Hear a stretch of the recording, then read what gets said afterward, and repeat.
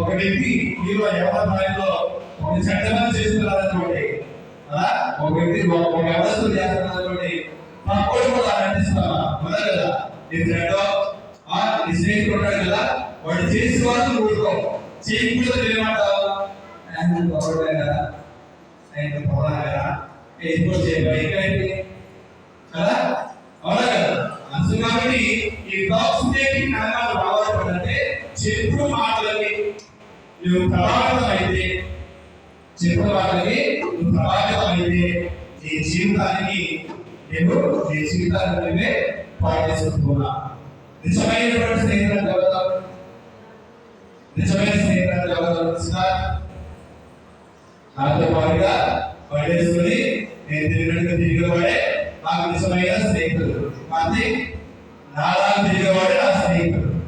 అదే కదా సవాల్, అవునా? నాలుగు తిరిగేవాడే నా స్నేహితుడు కదా. నిజమైన స్నేహితుడు అంటే ఎవరు అంటే నిజమైన